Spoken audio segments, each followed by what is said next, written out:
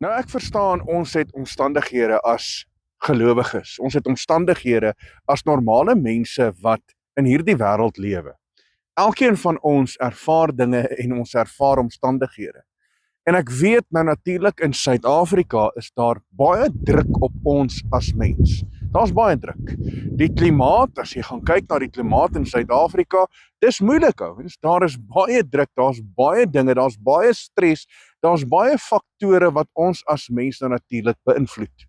As jy kyk na die politieke wêreld, as jy kyk na die ekonomie en jy kyk na al hierdie faktore, dan plaas dit druk op ons as normale mense.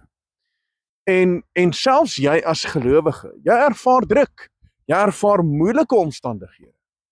Maar nou is daar 'n insident wat nou plaasgevind het oor die naweek, wat plaasgevind het waar mense opgetree het oor iets kleins en nou is daar iemand dood.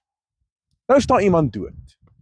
En ek kan nie verstaan dat mense so optree nie, maar toe ek so 'n bietjie gaan dink daaroor, toe besef ek maar dis as gevolg van die druk, dis as gevolg van die omstandighede, dis as gevolg van die atmosfeer wat daar is in Suid-Afrika, want almal van ons is onder druk, almal van ons.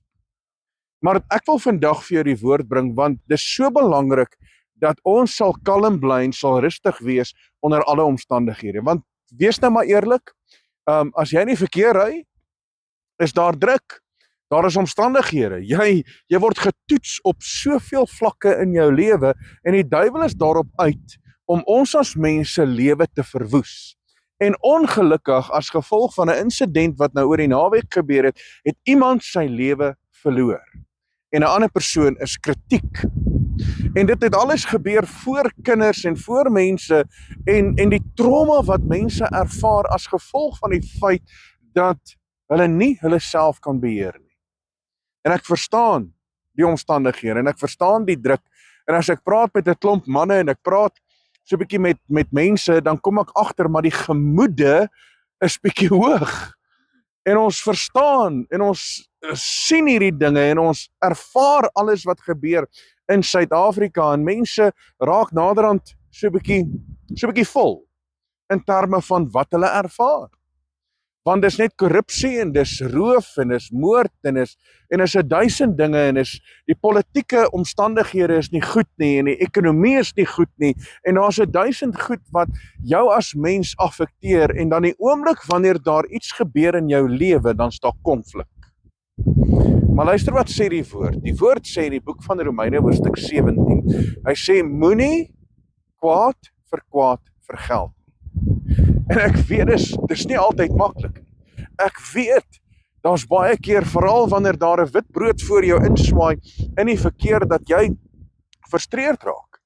Ek verstaan dit. Ek verstaan wanneer jy vir 2 ure in die verkeer sit op pad werk toe of jy sit in die verkeer weer op pad huis toe en dan moet jy by die huis kom en dis wasgoed en dis kinders en dis kos maak en dis 'n duisend dinge. Ek verstaan die druk wat daar is op mense se lewens. Ek ervaar ook druk. Maar die woord is baie duidelik en ons moet juis in hierdie omstandighede moet ons 'n lig wees vir 'n verlore gaande wêreld. So, moenie kwaad vir kwaad vergeld nie. Die woord is baie duidelik. En dan sê aan die einde van daai gedeelte, sê hy, maar oorwin die kwaad deur die goeie. So daar moet iets in jou wees, daar moet goed in jou wees, daar moet die lig van Yeshua in jou wees, en daarom wil ek hierdie boodskap vir jou bring vandag, sodat jy op hierdie Dinsdagoggend net kan besef, maar ek kan nie optree buiten die wil van God nie. Ek kan nie optree buite die woord van Vader nie. Ek kan nie optree in myself nie, want as ek optree in myself, dan maak ek moeilikheid. Daarom moet ek die woord altyd in my gedagte hê om te besef en te weet, maar ek kan nie toelaat dat ek deur die kwaad oorwin word nie. Ek kan nie toelaat nie. Moenie kwaad vir kwaad vergeld nie. In die oomblik wanneer ons dit doen en ons laat toe dat die omstandighede ons begin beïnvloed, het ons moeilikheid.